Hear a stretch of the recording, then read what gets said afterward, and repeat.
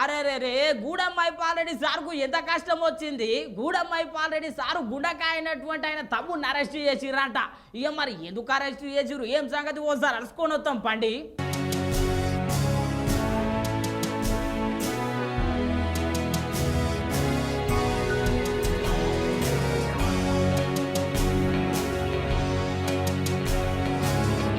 BRS MLA Gudem Mypal Reddy సార్కు గుండకాయ అయినటువంటి ఆయన తమ్ముడు మధుసూదన్ రెడ్డిని అరెస్ట్ చేసిర్రు ఇవాళ పోలీసులు. అక్రమ మైనింగ్ చేస్తున్నాడని అరెస్టు చేసిర్రులో అర్ధరాత్రి.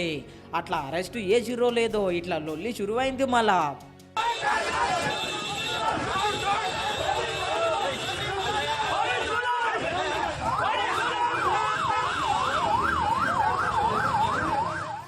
చూసిరు కదా, అభిమానులు అయితే ఆగుతూనే లేరు. ఇట్లా అరెస్టు అయ్యిండని తెలిసిందో లేదో హరీష్ రావు సారు దిగిండు. మరి ఏమంటున్నాడో ఇనుండ్రి.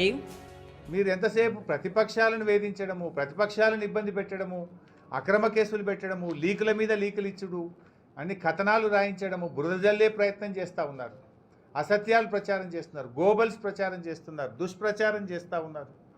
తప్పుడు వార్తలను సోషల్ మీడియా ద్వారా ప్రజలకు పంపడం, మీడియా హౌసెస్ ద్వారా లీకులు రాయించడం, చిట్చాట్ల రూపంలో లీకులు రాయించడం, ఇది ఒక రకంగా ఏంటంటే ప్రతిపక్షాల మీద బురద జల్లే ప్రయత్నం. ఎంతకాలం చేస్తారు మీరు?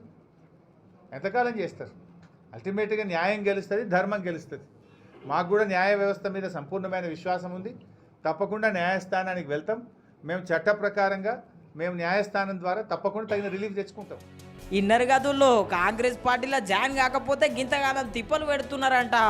గిదేమి రాజ్యం గిదేమి లెక్క అనబట్టే పార్టీలో చేరమనడము, చేరకపోతే ఈ రకంగా వేధించడం.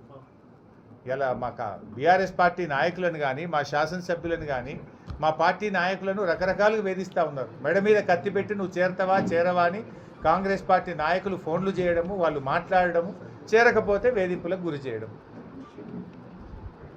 ఇది ఎక్కడి ప్రజాస్వామ్యం అండి? ప్రజాస్వామ్యంలో ప్రతిపక్షాలు ఎంత బలంగా ఉంటే ప్రజాస్వామ్యం అంత బలంగా ఉంటుంది. మీరు ఇవాళ మెడ మీద కత్తి పెట్టి కేసులు పెట్టమని, కుటుంబ సభ్యులను వేధిస్తామని, మీ కుటుంబ సభ్యుల మీద అరెస్ట్ చేస్తామని, మానసికంగా దెబ్బతీసే ప్రయత్నం చేసి ఇవాళ ప్రలోభాలకు గురి చేసి ఇవాళ మీరు ప్రలోభ పెట్టి పార్టీలో చేర్చుకునే ప్రయత్నం చేస్తున్నారు. ఇది ఏ రకమైన పద్ధతి? ప్రజల మనసు గెలవండి, మాకంటే మెరుగైన పాలన అందించండి, మాకంటే మంచిగా పనిచేసి ప్రజాక్షేత్రంలో మీరు గెలవాలి. కానీ ప్రతిపక్షాలు లేకుండా చేస్తామంటే అది ఎప్పుడు కూడా ప్రజలు సహించరు. ప్రజలే మీకు తగిన గుణపాఠం చెప్తారు. అంతేకాదు ముందుగా చెప్పింది లేదు, అరెస్టు చేస్తామని ఏ పత్రం ఇచ్చింది లేదు అని మస్తు గరమైండు హరీష్ రావు సారు. అసలు ఆ కేసు ఏంది? Civil matter. అవసరమైతే దాంట్లో నోటీస్ ఇవ్వాలి. యాక్చువల్గా 41 పిఆర్సీ కింద నోటీస్ ఇవ్వాలి.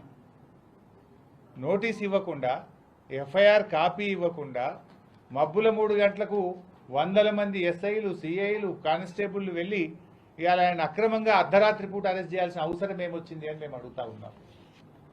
ఇలా అరెస్ట్ చేసేటప్పుడు కొన్ని విధానాలు ఉంటాయి కదా. నోటీస్ ఇవ్వాలన్నా వద్దా? ఎఫ్ఐఆర్ కాపీ ఇవ్వాలన్నా వద్దా? మబ్బుల 3 గంటలకు మీరు అరెస్ట్ చేస్తారు, 10 దాకా ఎఫ్ఐఆర్ కాపీ ఇయ్యరు అడిగితే. ఇది ఎక్కడి విధానం అని మేము అడుగుతా ఉన్నాం. ఇన్నర్ గదుల్లో అక్రమంగా అరెస్ట్ చేసిండు అనబట్టే చూడాలి మరి పోలీసులు ఎన్ని తప్పులు బయట పెడతారో, ఈ కేసును ఎట్లా ముందుకు తీసుకుపోతారో.